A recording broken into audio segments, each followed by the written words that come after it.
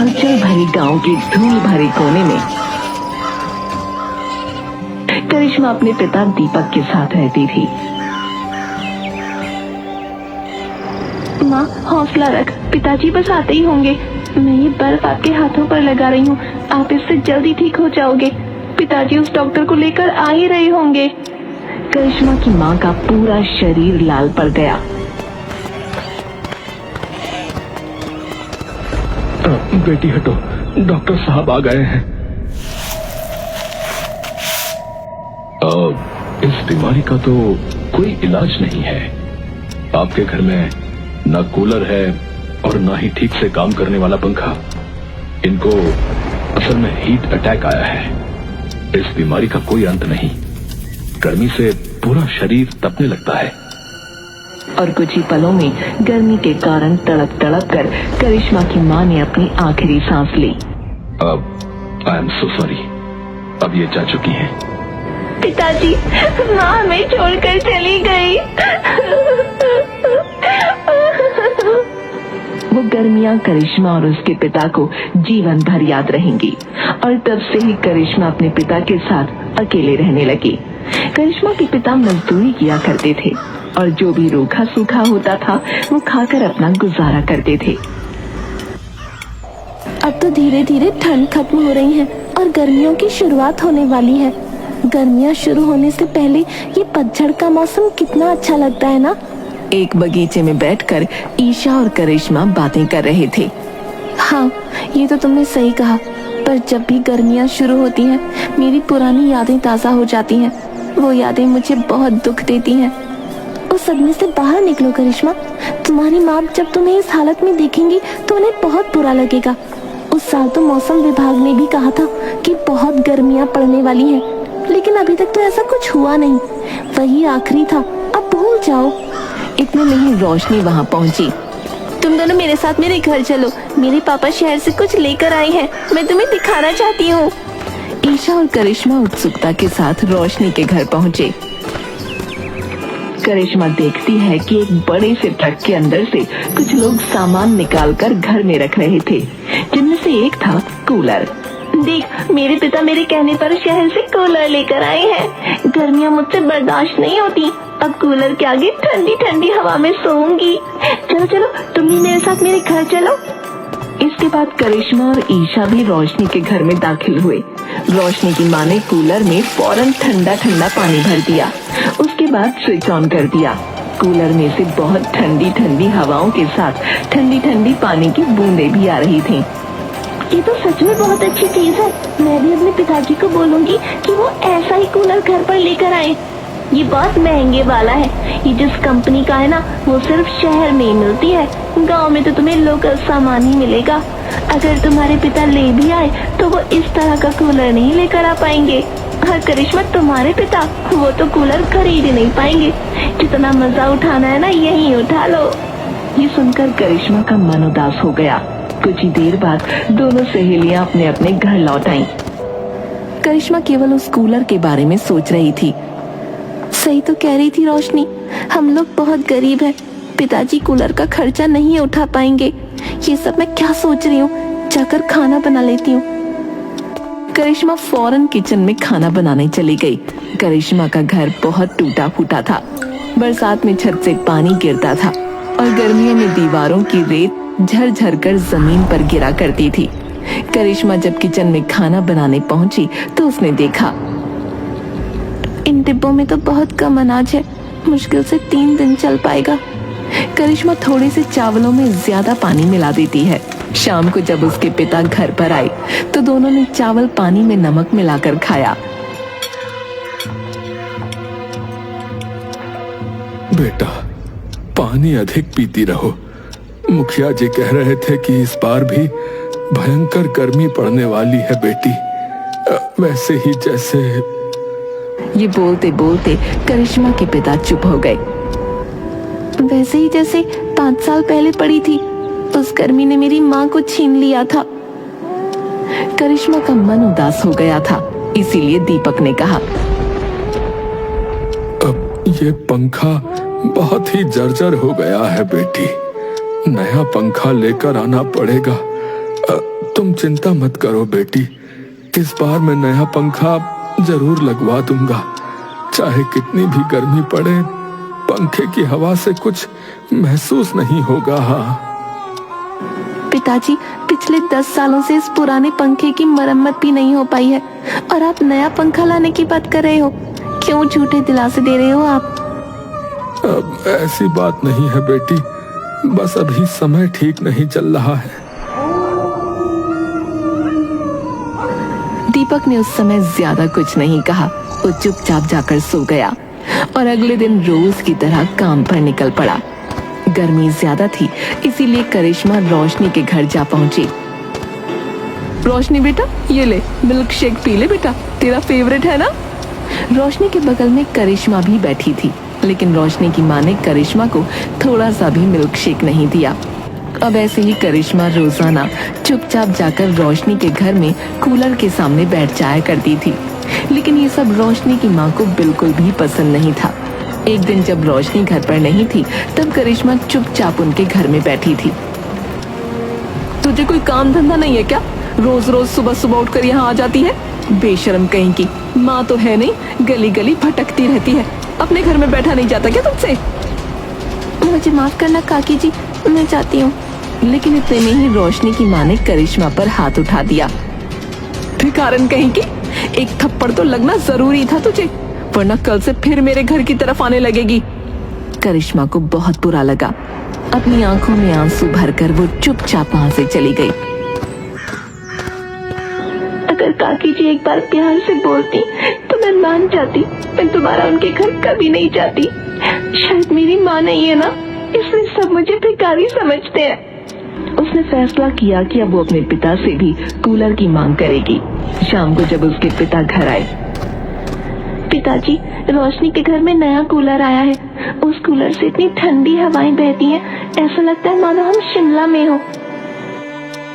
लेकिन बेटा, हमारे घर में नया पंखा ही आ जाए, वही गनीमत होगी। ऐसे में कूलर लाना तो बहुत ही मुश्किल होगा बेटी।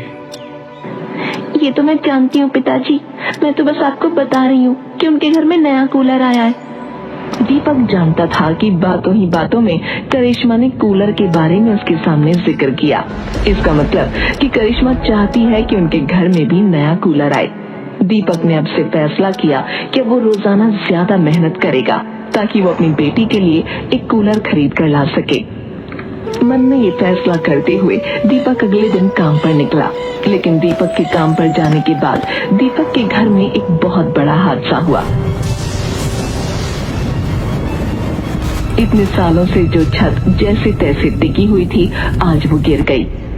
इस हादसे में करिश्मा को तो चोट नहीं लगी, लेकिन उनका घर तहस नहस हो गया। दीपक को जैसे ही ये खबर मिली, वो फौरन घर पहुंचा। बेटी तुम ठीक तो हो ना? तुम्हें कुछ हुआ तो नहीं? मैं तो ठीक हूँ पिताजी, लेकिन सर पर छत का ही सहारा था, अब तो वो भी गिर चुकी है। बारिश और धूप से अब कैसे बचा जाएगा? अब तो गर्मियाँ भी शुरू होने वाली हैं। करिश्मा और दीपक अंदर से टूट चुके थे। अब उनके सर पर छत भी नहीं बची थी। दीपक जमींदार से थोड़े पैसे और उधार लेकर घर की मरम्मत करने का फैसला करता है।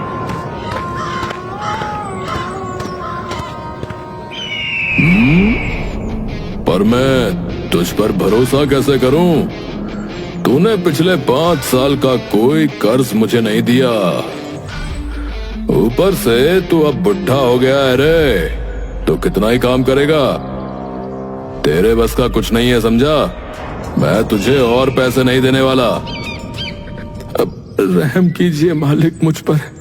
मेरा जो है घर तबाह हो गया है, बस थोड़े पैसे दे दीजिए। मेरी तनख्वाह में से काटते रहिएगा फिर।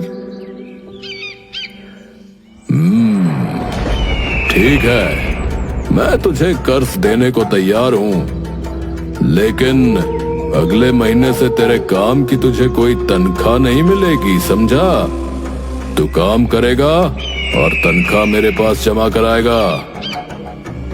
उस समय दीपक को पैसों की बहुत जरूरत थी, इसीलिए वो मान जाता है। अगले दिन वो घर की मरम्मत करने का सारा सामान ले आता है। 2 दिन बाद उसका घर रहने लायक बन गया। दीपक के पास बहुत कम पैसे बचे थे। वो इतने पैसे लेकर बनिए की दुकान पर चला जाता है, लेकिन तभी उसने देखा कि सड़क के किनारे झाड़ियों के पास एक टूटा फूटा कूलर रखा था। उस कूलर में चारों तरफ जंग लगी हुई थी। न जाने क्यों दीपक का मन उसे उठाकर घर लाने को किया। दीपक बहुत उत्सुकता से वो कूलर अपने कंधे पर उठाता है और अपने घर की तरफ चल पड़ता है। बिटिया रानी, बाहर आओ, देखो मैं क्या लाया हूँ। करिश्मा बाहर निकली तो देखती है कि एक टूटा हुआ कूलर जिसमें जंग लगी हुई थी उसके पिता अपने कंधे से नीचे उतार रहे हैं। पिताजी, ये कहाँ से मिला आपको? ये मुझे सड़क के किनारे से मिला बेटी। पता नहीं ये ठीक है भी कि नहीं।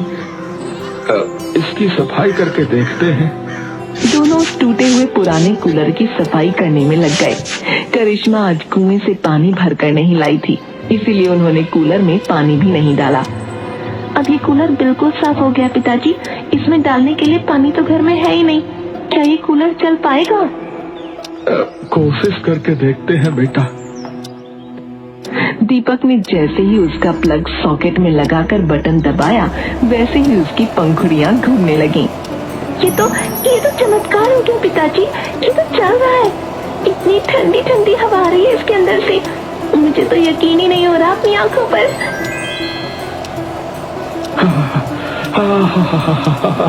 अरे वाह वाह वाह वाह, इतनी ठंडी हवा। ये सच में किसी चमत्कार से कम नहीं है। बिना पानी के भी इसमें से देखो तो कितनी ठंडी हवा आ रही है।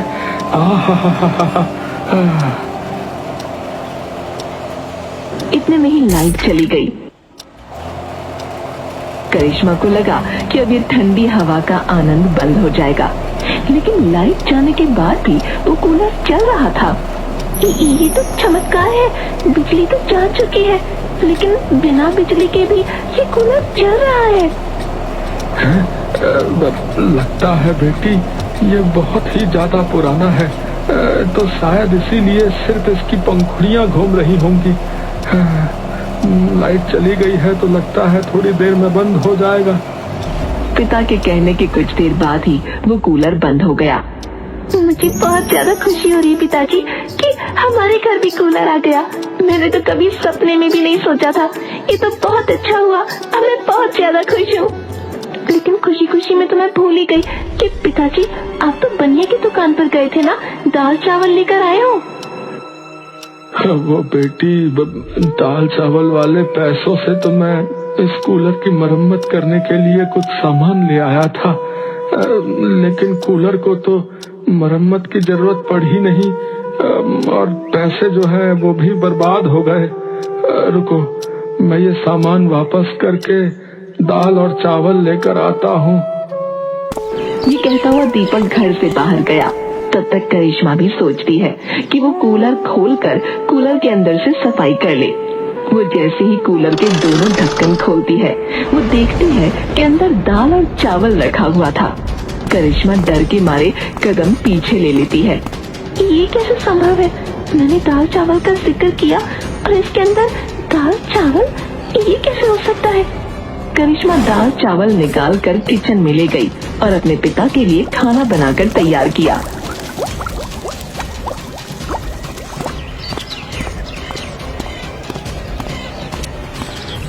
बेटी, मैं ये सामान ले आया हूँ, तो लो जल्दी से खाना बना दो। जो है बड़ी भूख लगी है। पिताजी खाना तो तैयार है। अरे ये क्या कह रही हो तुम? पिताजी जब आप गए थे उसके बाद मैंने कूलर का ढक्कन खोला था। उसके अंदर से मुझे ये दाल और चावल मिले। यकीन तो मुझे भी नहीं हुआ कहीं इसमें पहले से दाल चावल मौजूद तो नहीं थे। क्या पता हमारा ध्यान न गया हो। पिता फौरन कूलर के पास पहुंचा और उसने कहा, 2 गिलास जो है ठंडी ठंडी शिकंजी। हाँ। और ये बोलकर उसने कूलर का ढक्कन खोला और 2 गिलास शिकंजी को कूलर के अंदर पाया। ये देखकर दोनों के होश उड़ गए। अरे ये कोई जो है भूतिया कूलर तो नहीं है, कोई काली शक्ति वाला। दूर हो जाओ बेटी, दूर हो जाओ इससे। कि तभी कूलर से आवाज आई। वो आवाज बहुत मधुर और ठहरी हुई थी और जानी पहचानी सी थी। मेरी बच्ची, इतने सालों बाद तो तुम्हें देखा है। मेरे सामने आते ही मुझसे दूर होने की बातें करने लगी। अरे अरे ये आवाज तो जानकी की लग रही है। जी, मैं आपकी जानकी ही हूँ। माँ, लेकिन आपकी आवाज कूलर से क्यों आ रही है? क्योंकि बेटा, मैं इस कूलर के रूप में तुम्हारे साथ हूँ। मेरी मौत से कुछ समय पहले तुम्हारे पिता ने जमींदार से कर्जा लेकर एक कूलर खरीदा था, लेकिन वो कूलर दुकान वाले ने मेरी मौत का फायदा उठाकर हमारे घर पर भिजवाया ही नहीं। मेरी मौत के दुख में सब के सब उस कूलर के बारे में भूल चुके थे।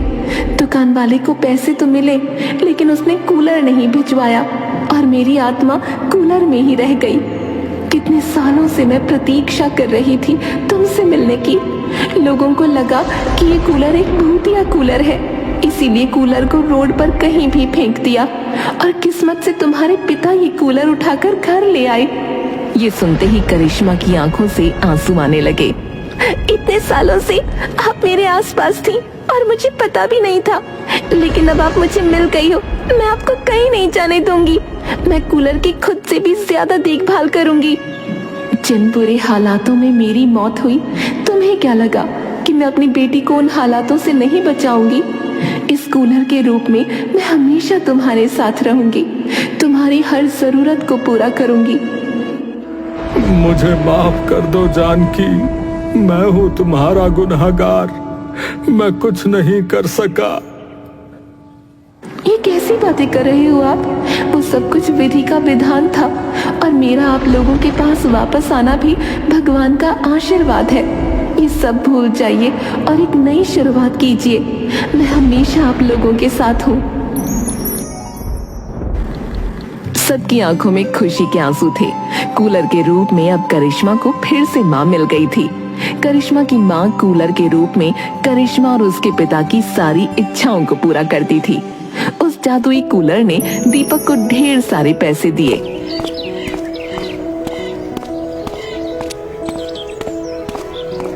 जिससे दीपक ने फौरन जमींदार का कर्जा चुका दिया। अरे कहाँ डाका डाल दिया रे तूने, हैं? जो इतने सारे पैसे आ गए तेरे पास? 5 सालों से तो 1 रुपया भी नहीं चुकाया तूने, लेकिन आज एक साथ सारे पैसे चुका दिए।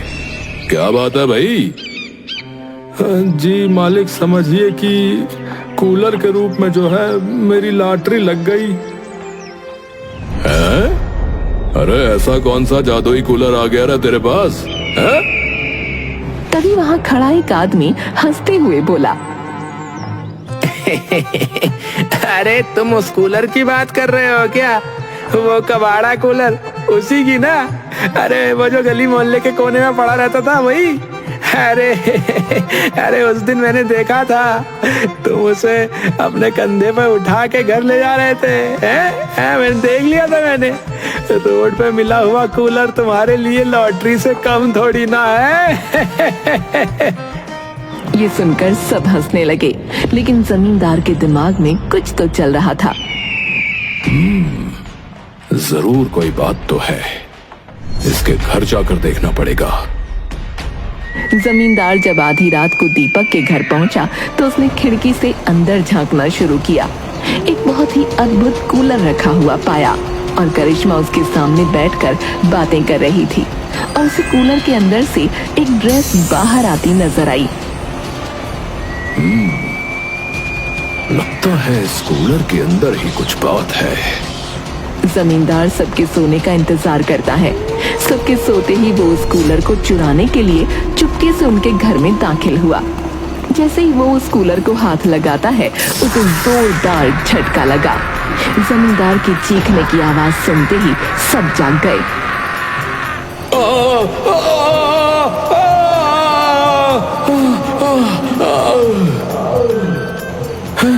अरे जमींदार जी, आप यहाँ इस समय, और ये हाल किसने किया आपका?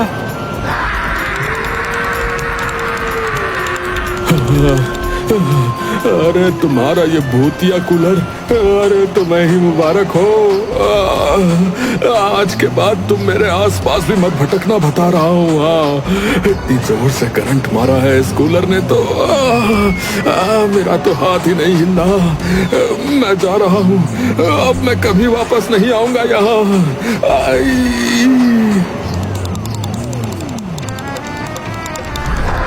ये कहकर जमींदार दुम दबाकर भाग गया। करिश्मा और दीपक सारा माजरा समझकर हंसने लगे। ऐसे ही गरीब के घर कूलर रंग ला रहा था। धीरे धीरे अब करिश्मा के घर के हालात भी सुधरने लगे।